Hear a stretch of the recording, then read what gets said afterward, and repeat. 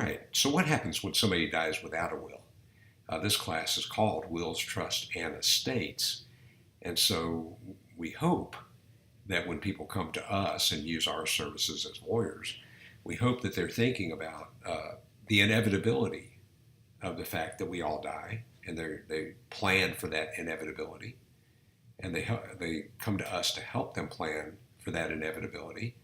But the truth is that 60% of people in America have not made any estate planning arrangements, and that's according to an AARP survey from 2017, so fairly recent.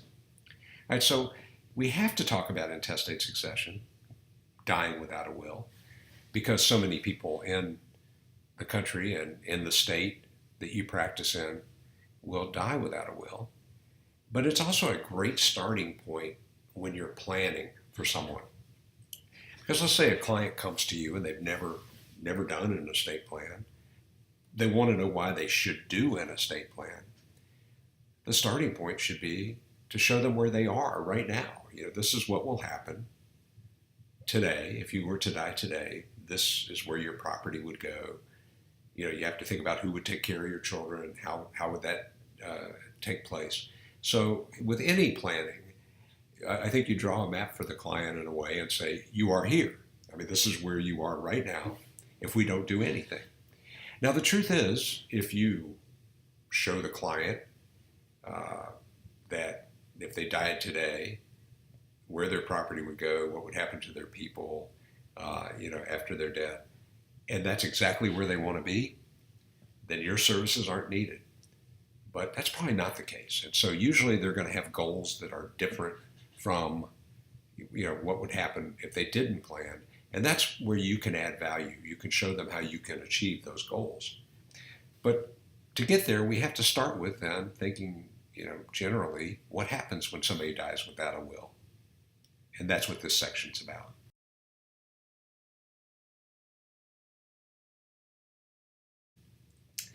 All right, so generally, we put some terminology up here, and if a deceased dies with a valid will, their property will go to the beneficiaries named in the will. We'll talk about some exceptions, but that is 99% true. If somebody dies without a valid will, then the legislature of your jurisdiction will determine how their property passes. So it can only go to relatives. We're going to see that heirs and the intestate succession statutes are relatives. So the property can't go to non-relatives. And the property, if there are no relatives, the person literally dies without a family member who meets the definitions under the terms of the statute, the property goes to the state, and we call that escheat. Now, states don't want that. They're even remote heirs can end up taking the property. But there's a point at which, if we don't find someone who meets the description, the state will end up with that person's property.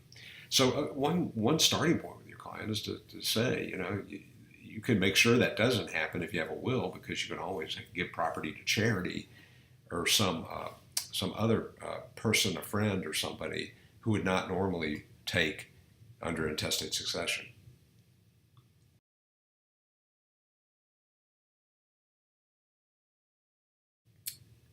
All right, so looking at the history of descent and distribution, some of you may remember this if you read the Bible. There was primogeniture, where the oldest male inherited, and that was the story of Jacob and Esau. Jacob steals the birthright from Esau, but we've evolved from there, and now we know that that descent and distribution is not based on gender, not even based on age, unless that's what your client wants to do in their will and their estate plan. But based on intestacy, children are children. All children are children. It doesn't matter gender. It doesn't matter birth order.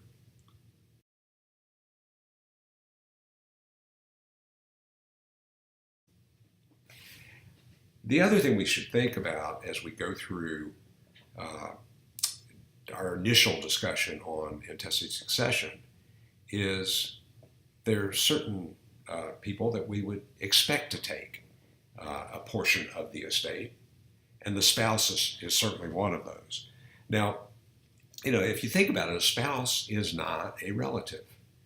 I have to admit, in my family, my sister is married to a cousin, and my grandmother was married to a cousin. So they can be relatives, but they're not typically real close relatives. And if they're really, really close relatives, then we got a problem. So we have to have the statute has to protect the spouse, because the spouse is not a blood heir in most cases of the decedent.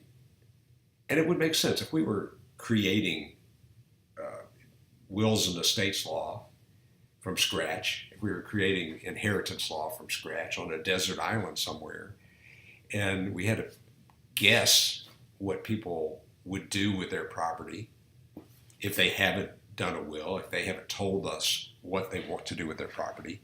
If we had to make a guess, we would say that the spouse is somebody that would be given priority, and children would be given priority. And that's exactly what happens in every state. We're going to see that as long as there is a spouse and or children or grandchildren or great-grandchildren, we're going to call those people lineal descendants. If we have a spouse and lineal descendants, that's as far as we need to go, because all of the property will be taken by that group of people.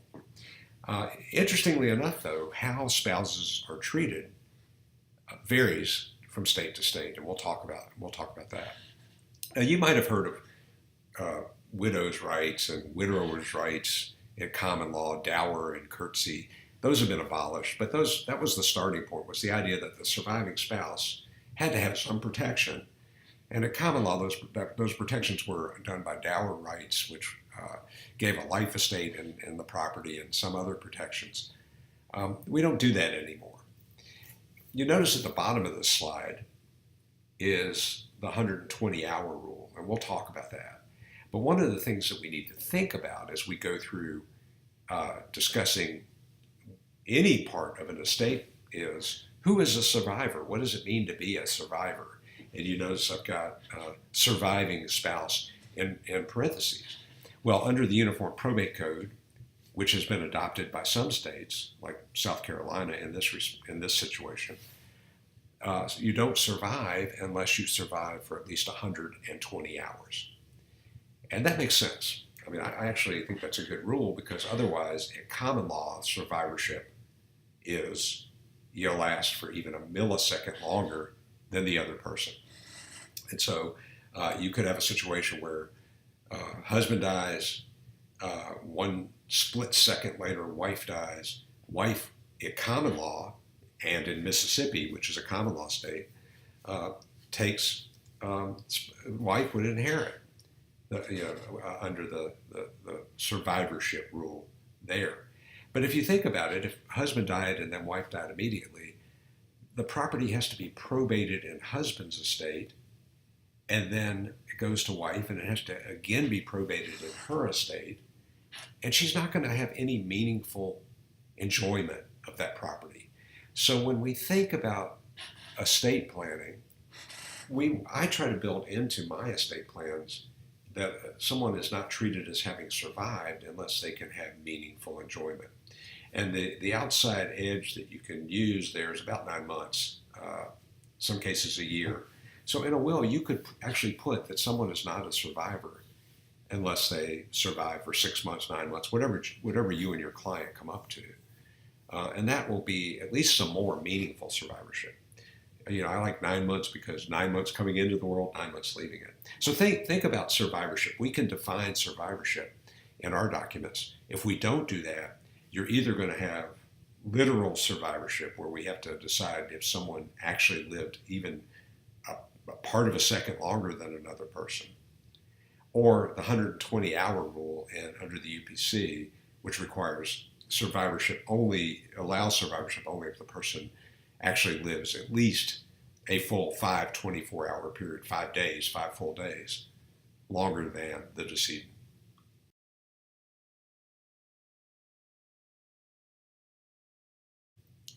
Okay, and I mentioned dower and courtesy have been abolished, but some other protections that still you'll find that vary from jurisdiction to jurisdiction. One is that some of you will practice in community property states, Wisconsin, Texas, where a spouse is protected simply by the marriage. Every dollar earned by either spouse in the marriage is owned 50-50 by those spouses. So at death, each spouse already owns half of the marital property. There's no reason to pass that property to them at death. Mississippi is a title state. So if one spouse owns property in their name, the other spouse can only get that property through inheritance at death. And so that's where you need to have some protections through the statute, the intestacy statutes, or through a will. So, that's, it depends. Some of you will practice in Texas, some of you will practice in community property states, and there are greater protections during life and at death in those states for spouses. The other common protection you're going to see will be homestead. Homestead is a provision that allows the spouse, the surviving spouse, to continue to live in the couple's home while that spouse is still alive, or while they're still, unless they get remarried, and then homestead typically disappears. It does vary from state to state, but the idea behind homestead is that we don't want to kick the spouse out of the marital home upon the death of the other spouse. So even if, let's say I own the home in my own name and I give the house to somebody other than my wife would still have the right to live in the home for the rest of her life. And so that part of these rules is we're trying to prevent disruption of the family as much as possible. And, if my minor children also lived in the house with my spouse, they would be able to stay there as well.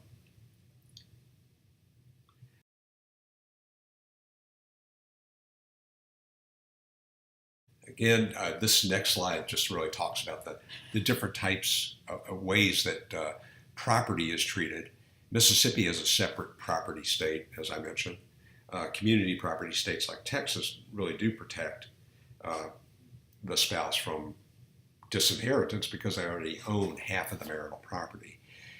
Interestingly enough, in a separate property state like Mississippi, when the parties get divorced, the property is divided very similarly to the way it would be divided in a community property state. Because in divorce, the court will look at what is marital property, and that marital property will be subject to equitable distribution. And that will include all property, no matter whose name it's titled in. In community property states, there's already the built-in protection, either in divorce or at death. Well, a spouse in a separate property state can really be limited in what they receive at death. So, in a way, in a separate property state, spouses are much more protected in divorce, where divorces are treated similar to community property states in division of property.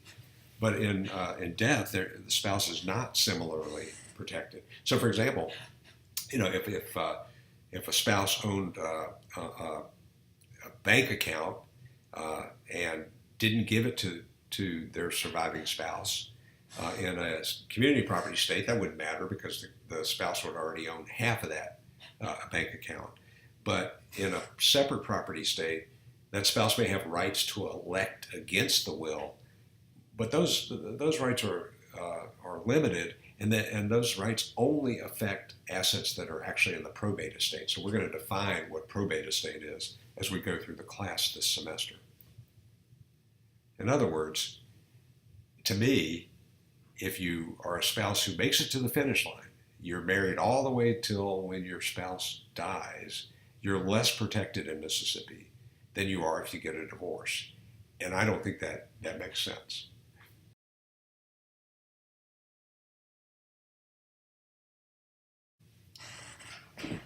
All right, we talked about the homestead exemption, and this slide just again talks about the fact that the spouse or surviving spouse can live in the house free from creditors' claims, with the exception of the mortgage, on the home, because that's a secured loan on the home. And homestead exemptions vary greatly from state to state. In Florida, the homestead exemption is part of the state constitution.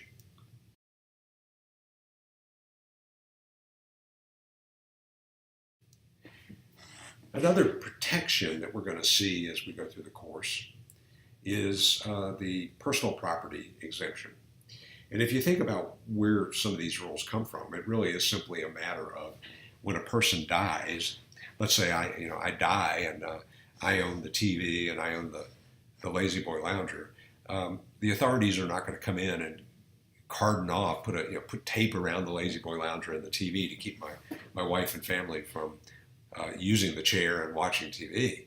So there's certain personal property that you can get exempted from the probate process, which means that the family can continue to use it. It can be exempt from creditors' claims, and typically that amount of property is about $10,000. So in addition, but besides the property that passes to the heirs, the family is protected to some extent at the death of a loved one, the death of a family member, through these homestead exemptions and personal property exemptions.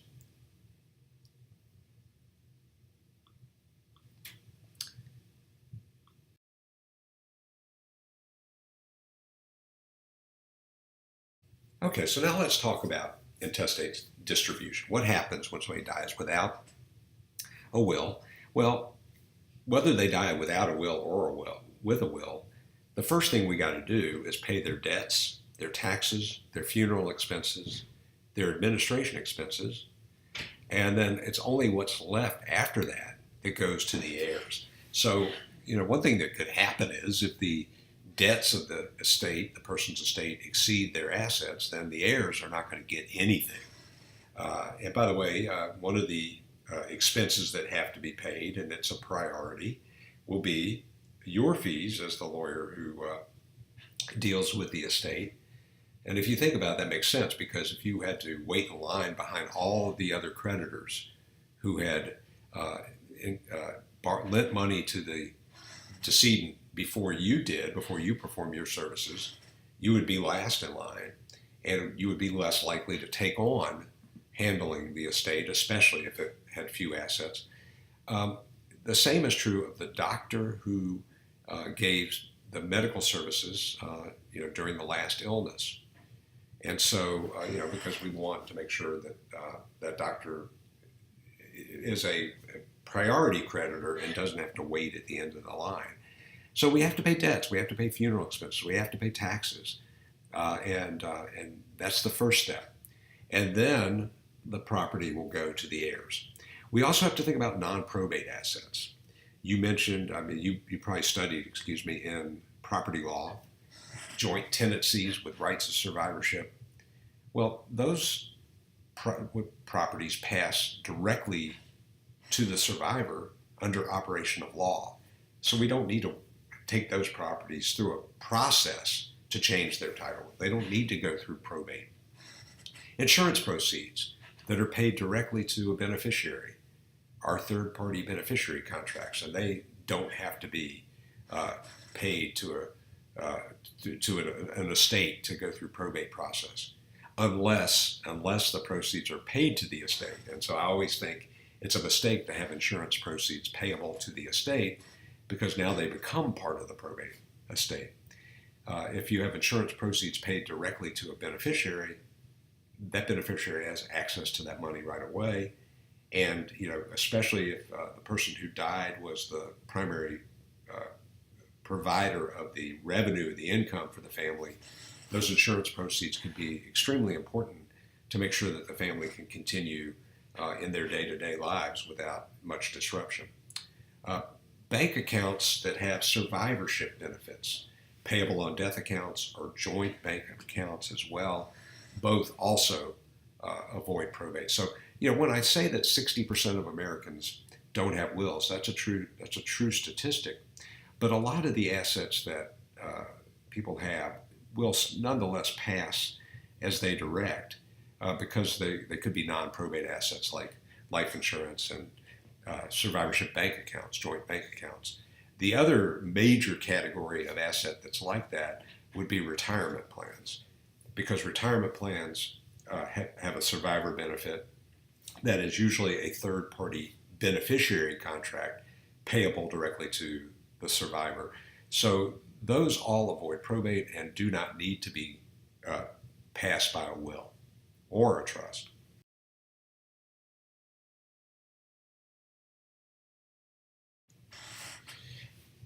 Okay, I keep saying we're going to talk about intestate succession, and now we will. So, how do we determine what happens when somebody dies without a will? And the answer is we look at the state statute. So, your job is to read the statute for the jurisdiction that you're going to practice in. And you find the intestate succession statutes, and typically they'll be indexed in a way that is person dying without a will or intestate succession. So find the statute, see what happens. And I'm willing to bet that the first taker will be the spouse, and then the children, and then you'll see if there are no spouse or children, what happens after that. All right, so intestacy statutes do vary from state to state, and you may have more than one state's intestate laws to deal with. And here's an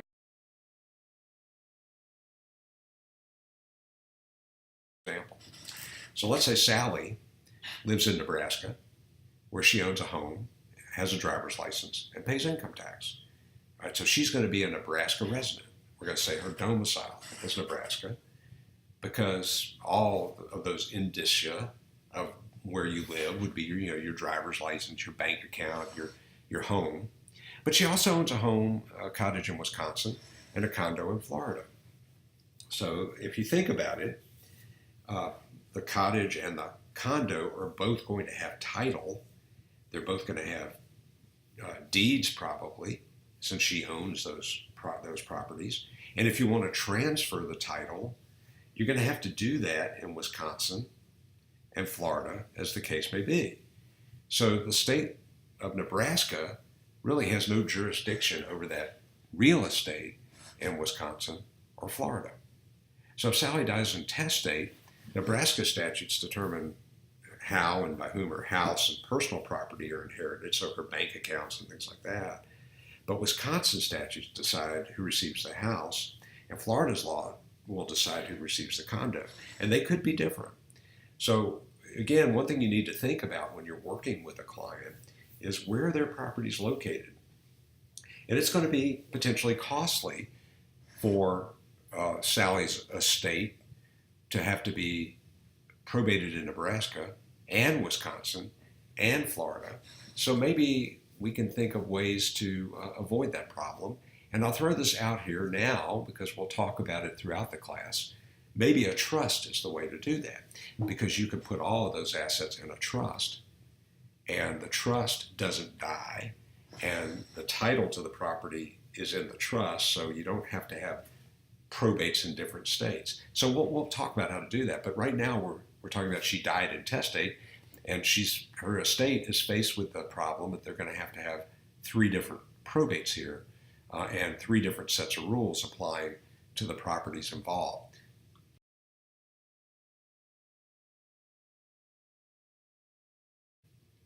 All right, so let's talk about what happens in intestacy. And I should mention that, again, the spouse is one part of the intestate equation.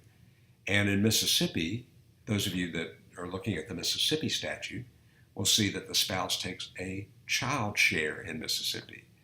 Some of you will look at other statutes where the spouse gets at least half of the estate, but that's not true in Mississippi. So if there are 10 children and the spouse gets 1/11 of the estate. And that's not a huge protection. But now we're at a point where we're going to look at what happens with children, right? So how do we divide the children's share? And in this simple example, you've got intestate, and intestate has 3 children, son 1, son 2, and daughter number 1 and 2 and 3, because she's the only one. And so there are 3 kids, and it would make sense. If we were on a desert island and we didn't have a document to guide us, no will, no trust, we would say, well, then let's divide the estate 3 ways, and they each get a third. All right, that's not rocket science, right? I mean, that makes sense.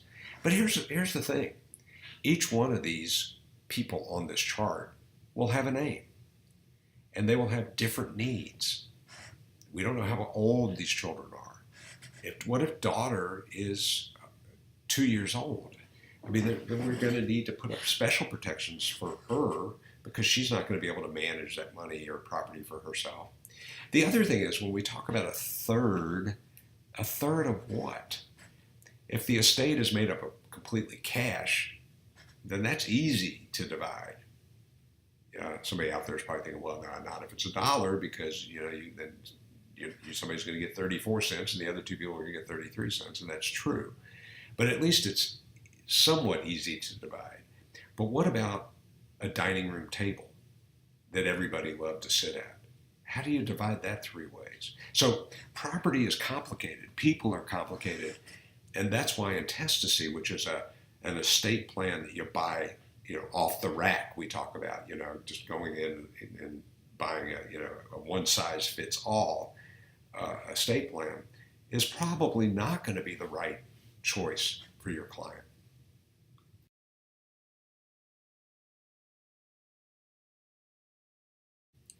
All right, now there are 3 types of multi-generational succession. And in the previous slide, all the children were alive. But what happens if one of the children died before their parent did? And that child had children of their own. And we're going to do some examples of that. So if some of the intestate children died before the intestate, after having children who outlived the intestate, there are 3 methods that states can use. Mississippi's method is what we're going to call pure per stirpes. Per stirpes by right of representation, and we'll talk about how that works. And then a lot of states have adopted per capita with representation. You'll see that also called modern per stirpes. And finally, the Uniform Probate Code recommends per capita at each generation. Now we'll go through each of these, and we'll talk about why they're even good to think about. These are good methods to think about as you think about your own planning with your client, because they'll enable you to ask questions of your client about how they want their grandchildren treated, and how they want their distribution to play out at each generational level. This will make more sense when we look at a couple of charts in just a minute.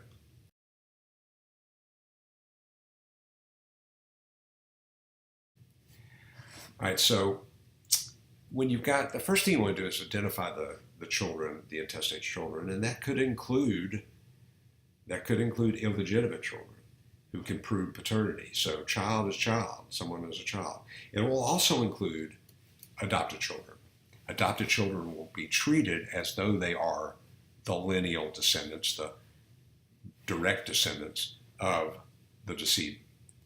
Right? And then you determine if any predeceased child, so a predeceased child, a child who died before the decedent, the intestate, if they have children of their own, those children will be able to take their parent's share in some way, shape, or form.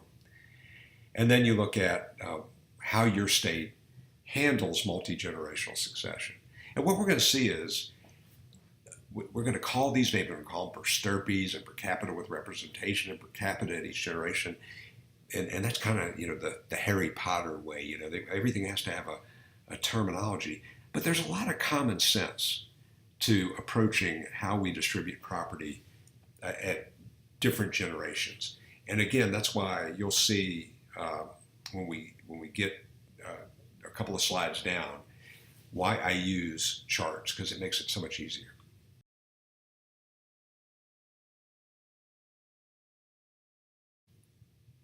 All right, so in the per stirpes, this is Mississippi's method.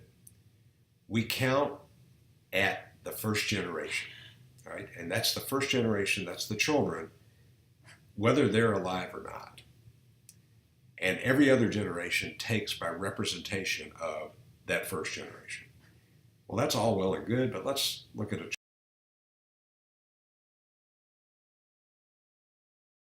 That'll make it much easier.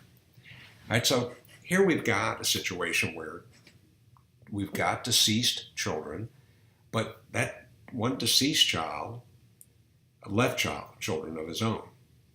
All right, so we have the intestate, and we have 3 children originally. 2 of them are deceased. The daughter survived, and then son 1 left grandchildren of the intestate, Arthur and Brenda. All right, so this is, again, makes, I think, much easier to see how this all plays out. All right, a couple of things here. One is son 2 is deceased, and son 2, unfortunately, left no children of his own. So at law, we're going to ignore him. There's really no place for his share to go. And one way to look at it is his share would go to his siblings because he died. But we just call, he's meanly called a cul-de-sac in the law because he's a dead end and we don't worry about him. And so now, instead of having 3 shares, normally, if we talked about this, if son 2 had left a child, there would be 3 shares because there were 3 children. But we act as if in intestacy, son 2 did not exist. So now there are only going to be 2 shares. Daughter's going to take a half. Son 1 would take a half if he had lived. But since he didn't, his half will go to Arthur and Brenda. And they'll each split it and get 1/4 of the estate each. Now that's not hard. Pretty simple. Makes sense. And by the way, whether you use Mississippi's method, per stirpes, or you use per capita with representation, the result's going to be the same. Because what changes is in Mississippi, we count at that first generation. We're going to count at that children generation, the shares. In states that do per capita with representation, they count at the first generation where somebody's alive. And we'll see some examples of that in just a minute.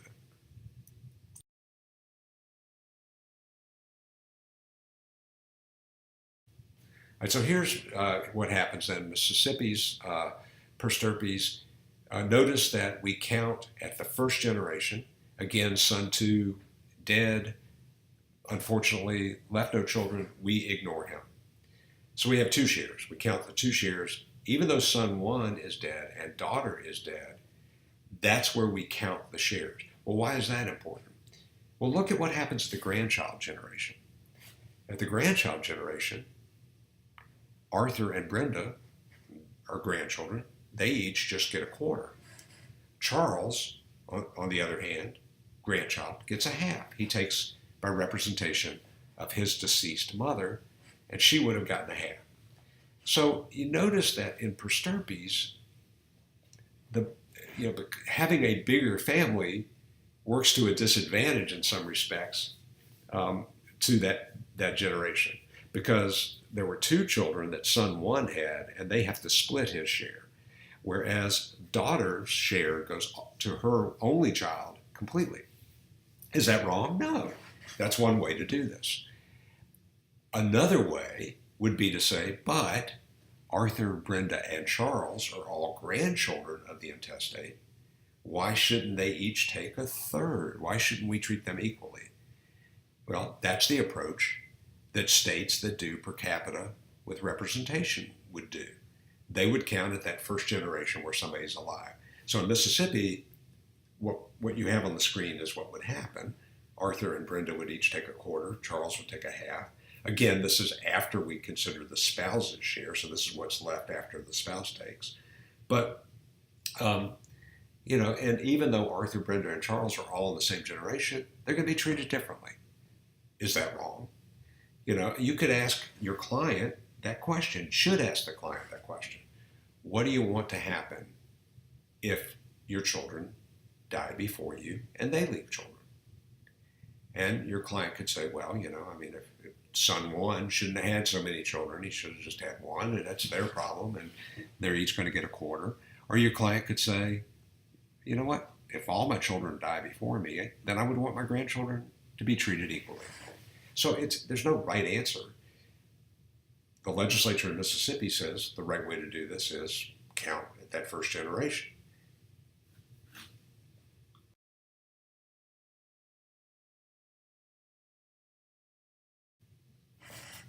right, so here's another example of prosterpes.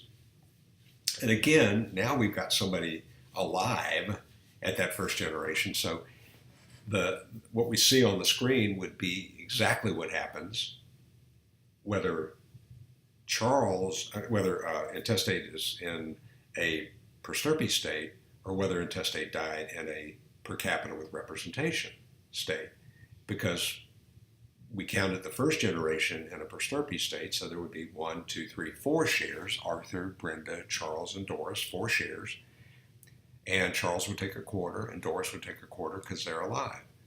Brenda's 1/4 would pass 1/8 to Fran and 1/8 to George, be split in half, and then Edward would take, by representation of Arthur, a quarter.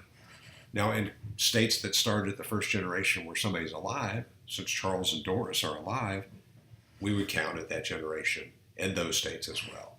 So a lot of times there won't be a difference between the states, but if everyone is deceased at that first generation, that's where there's a difference between prosterpes and per capita with representation. So let's talk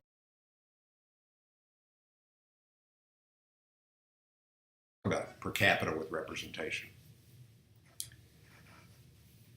All right, so the root in per capita with representation is not the children, but it's the generation nearest to the decedent with those who survive. So the first generation where there's a survivor. And so if all the takers of the same generation, they take per capita, they take an equal share. And what that does then is it says, all right, well, if all the kids are dead, then we'll treat all the living grandchildren equally. So let's see what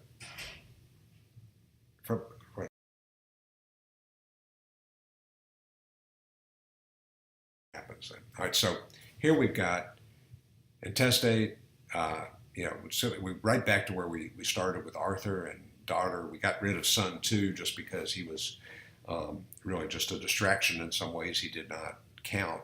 So we have the intestate dies, son is deceased, daughter takes 1/2 because she's alive. That's the first generation where somebody is alive, is that first generation, so that's where we count. And then Arthur and Betty each take a quarter. All right, and that makes sense. But let's now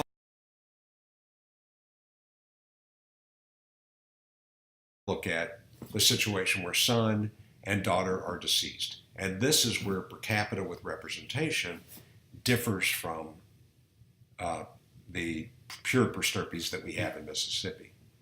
All right, so you've got the intestate. If both children are deceased, in Mississippi, you'd still have 2 shares because we counted that first generation.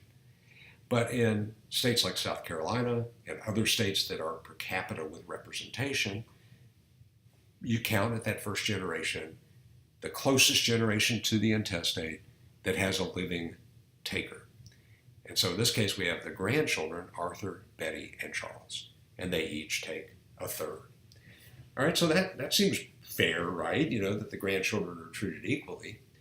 But look at what this does in terms of the wealth passing to the respective families of son and daughter. When daughter was alive, 1/2 of the estate would have gone to her. Now only 1/3 of the estate goes to her living heir, Charles.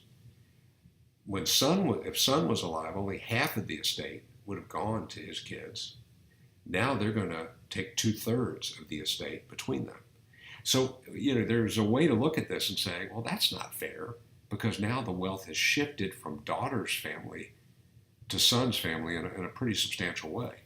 And if you could think about it, if son had 10 children, if this was a situation where son had 10 children and daughter had 1 child, if daughter was living, she'd get half the estate. And therefore her heir would eventually be able to share in that half of the estate. But if daughter dies, and son had 10 children and daughter only had 1, then 10/11ths of that estate would go to son's kids. So again, this is a conversation you want to have with your client. There's no right answer. Legislatures have to come up with approaches, and the real question in intestacy is, where do we start counting? And you can see different results occur, both of which make some sense, but both of which do have consequences. And by the way, what if intestate hated Betty and would not have given Betty anything if he had written a will? He could do that. He could leave her out of the will. And intestacy, she's nonetheless still going to get her third of the estate.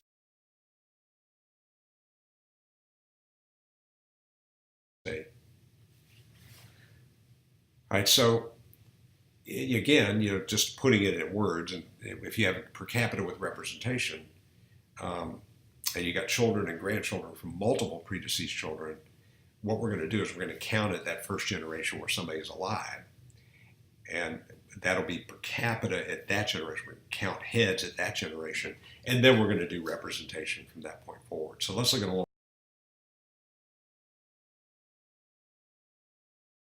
more complicated one. All right, intestate dies, obviously. Arthur, Brenda, Charles, and Doris. Charles and Doris are still alive, so they each take a quarter. Arthur is deceased, Brenda's deceased, so Brenda's shares will go, her quarter will pass equally to her children, Fran and George. But notice in Arthur's case, he had a son, Edward, who died, but Edward left Harold. Harold is a great-grandchild of the intestate, and Harold will take a quarter of the estate, the same as Charles and Doris, the same as the living children. Whereas Fran and George, closer relatives to the intestate, each only take an eighth. So that's what can happen in intestacy that probably would not be the result that your client would want if they were making a will.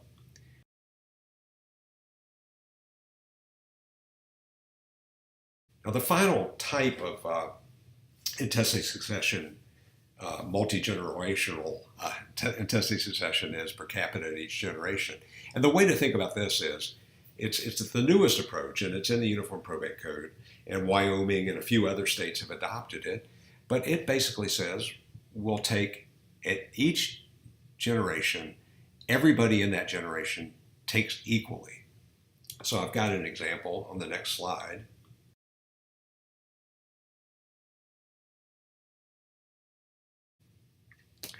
So in this case, what we've got is if intestate died and Charles and Doris were alive, they'd each take a quarter.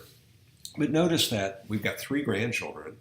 We've got Arthur, who only left 1 child, and Brenda, who left 2 children. Well, with per capita at each generation, what we do is we take whatever passes down to that generation and split it equally among the living members of that generation. So, in the previous scene, we saw that Brenda's children would each have taken an eighth. They would have split her quarter, and Arthur's child would have taken a full quarter. But under per capita at each generation, we re-spread the wealth, if you will. We say there are 3 people, there's still half the estate to distribute, so they'll each get 1/3 of that half, which is a sixth. So they'll each take a sixth of the estate. So that's just a way of saying everybody who has the same relationship to the intestate will take the same share. Okay, we will continue this conversation next time, but have a good one.